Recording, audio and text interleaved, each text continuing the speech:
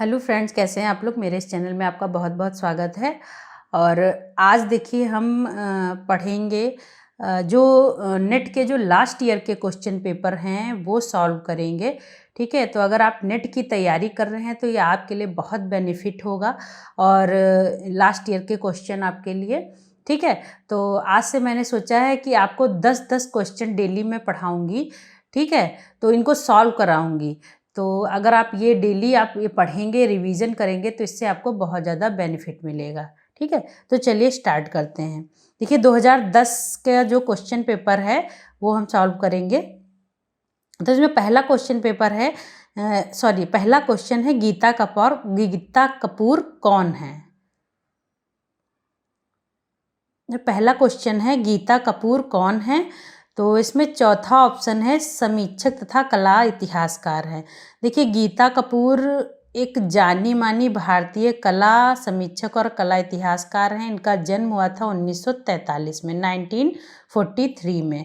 और विवान सुंदरम का नाम आप सभी ने सुना होगा, जो बहुत प्रख्यात कलाकार हैं, वो इनके पति हैं। ठीक है, और गीता कपूर ने कला के क्षेत्र में बहुत योगदान दिया है। और कला के क्षेत्र में योगदान देने के लिए भारत सरकार ने 2009 में इन्हें पद्मश्री पुरस्कार से भी सम्मानित किया था। और इन्होंने कुछ पुस्तकें भी लिखी हैं। एक है समकालीन भारतीय कलाकार और एक पुस्तक है समकालीन कला। बहुत ज़्यादा प्रमुख पुस्तकें हैं इनकी। ठीक है, उसके बाद दूसरा क्वेश्चन है अफ्रीका की जनजातीय कला से कौन प्रभावित हुआ था। तो इसमें दूसरा ऑप्शन सही है, गोंगा। देखिए इनका पूरा नाम है पॉल गॉगिन और इनका जन्म हुआ था 7 जून 1848 और इनकी मृत्यु हुई थी 8 मई 1905। ये फ्रांसीसी उत्तर प्रभाववादी चित्रकार थे और इन्होंने अफ्रीका की जो जनजातीय थी वहाँ कला से बहुत प्रभावित हुए थे और उस पर बहुत से चित्र भी इन्होंने बनाए थे। ठीक है, उसमें से बहुत सी इनकी फेमस पेंटिंग है। जब आप इनके बारे में पढ़ेंगे पूरा डिटेलिंग में तो आपको पता चलेगा। ठीक है, उसके बाद है सन 1885 में हरिहरपुर में आयोजित अखिल भारतीय कांग्रेस कमेटी का बैनर किसने चित्रित किया था। तो इसमें चौथा ऑप्शन सही है, नंदलाल बोस। नंदलाल बोस को आप सभी जानते होंगे, बंगाल शैली के बहुत प्रसिद्ध कलाकार हैं और अवनींद्र नाथ के प्रमुख शिष्य भी हैं। ठीक है, और इनका जन्म हुआ था 3 दिसंबर 1882 खड़गपुर बिहार में। देखिए इन्होंने बहुत से आंदोलनों में भाग लिया था और इन्होंने जो ये अधिवेशन होते थे उनमें बहुत से चित्र भी चित्रित किए हैं, पोस्टर बनाए हैं। तो इसके क्वेश्चन इसमें अक्सर पूछ लिए जाते हैं। तो इन्होंने असहयोग आंदोलन और नमक आंदोलन में भाग लिया था और 1930 में इनके द्वारा एक चित्र बना था डांडी कूच। ठीक है, तो ये श्रेष्ठ चित्रों में गिना जाता था।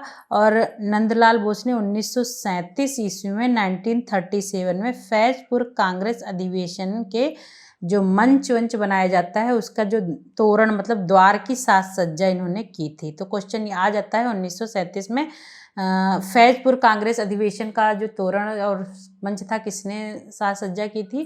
तो इन्होंने की थी।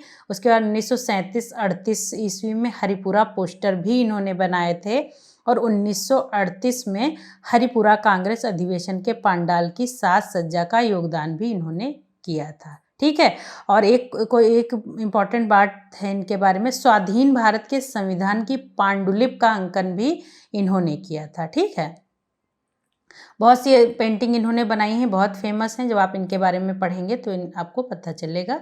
और इनकी मृत्यु हुई थी 16 अप्रैल 1966 ईस्वी में।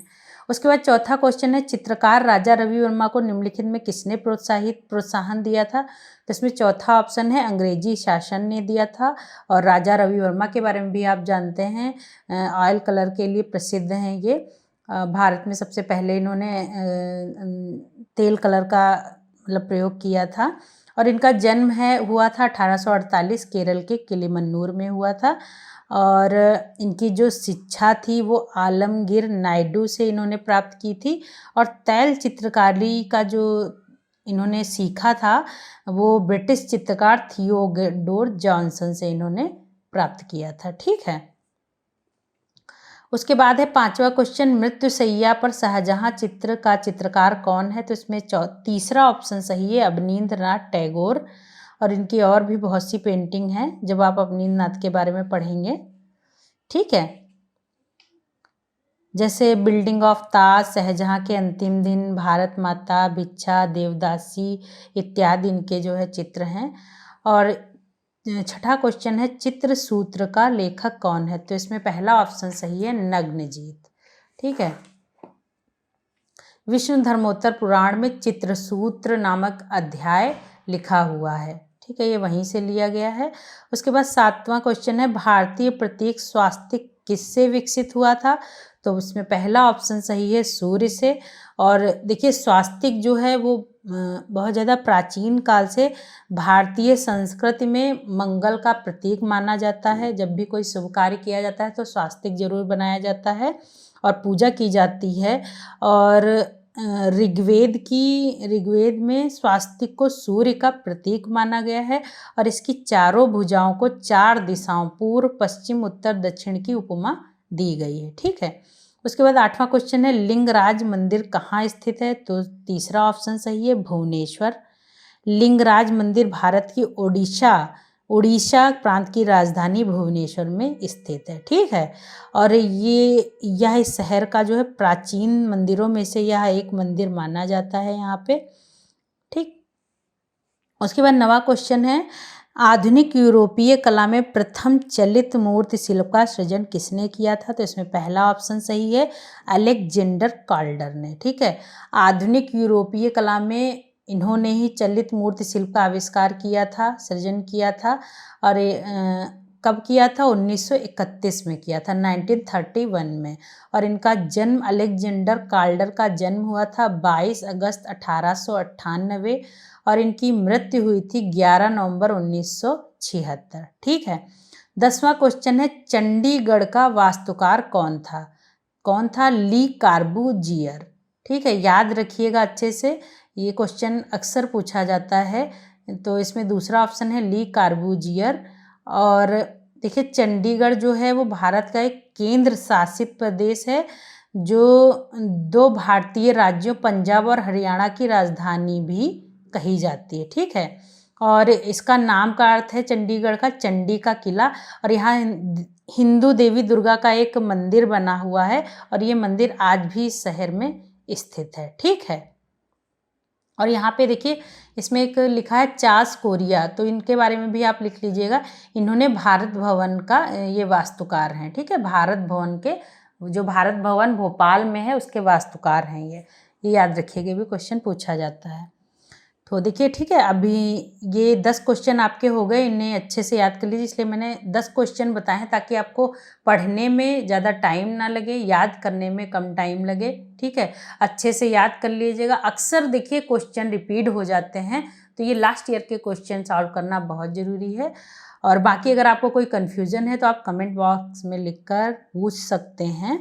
और अगर आपको वीडियो अच्छा लगता है तो इसे लाइक करिए, शेयर करिए, सब्सक्राइब करिए ज़्यादा से ज़्यादा, ठीक है। चलिए।